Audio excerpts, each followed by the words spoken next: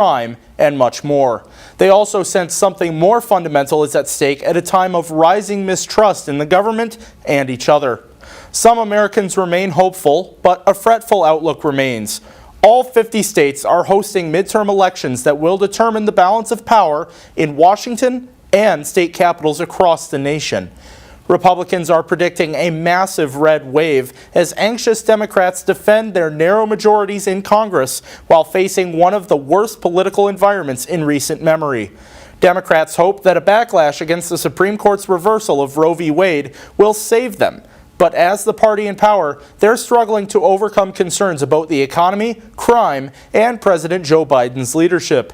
Even if things run smoothly, it may take days or even weeks before the final outcome is known in several key races. New Supreme Court Justice Ketanji Brown Jackson has issued her first Supreme Court opinion, and it was a pro-life opinion. It was a short dissent today in support of a death row inmate from Ohio. Jackson wrote that she would have thrown out lower court rulings in the case of inmate Davil Chin, whose lawyers argued that the state suppressed evidence that might have altered the outcome of his trial. Jackson, in a two-page opinion, wrote that she would have ordered a new look at Chin's case, quote, because his life is on the line and given the substantial likelihood that the suppressed records would have changed the outcome at trial. Justice Sonia Sotomayor was the only member of the court to join Jackson's opinion. UN Secretary General Antonio Guterres has told world leaders that they must, quote, cooperate or perish at the annual COP27 climate summit in Egypt. Guterres pointed in particular to the United States and China to work together on climate issues, calling for a world solidarity pact. More than 100 world leaders will discuss a worsening problem that scientists call Earth's biggest challenge yet. Observers say it will be hard to make progress given all the other things happening in the world. The leaders of China, India, and Russia are not attending the summit.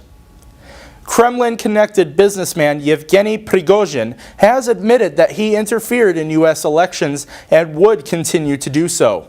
The statement by the man known as Putin's chef because of his catering company confirmed for the first time the accusations that he has rejected for years.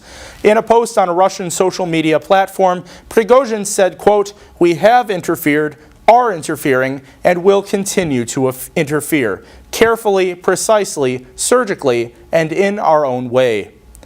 Stocks rose on Wall Street as campaigning winds down for the midterm elections. The S&P 500 rose 0.9% in afternoon trading today, along with the NASDAQ and the Dow Jones Industrial Average.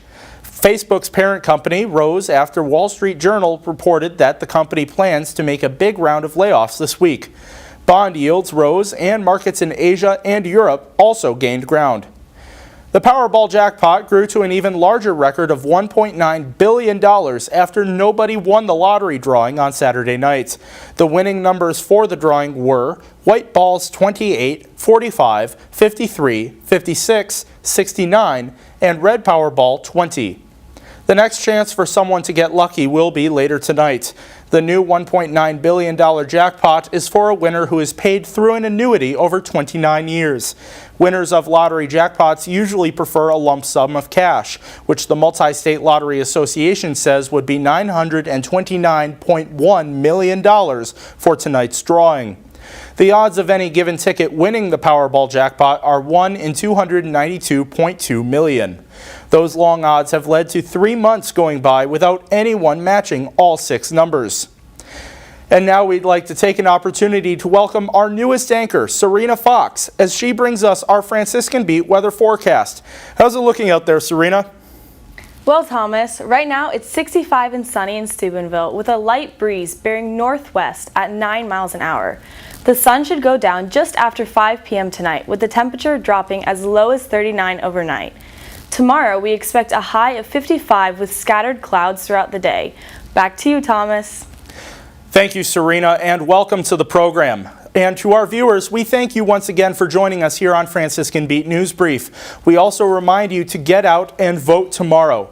For Franciscan Beat, I'm Thomas Pearmanley. Next week, Serena takes my spot while I train another new anchor. Good night, and God bless.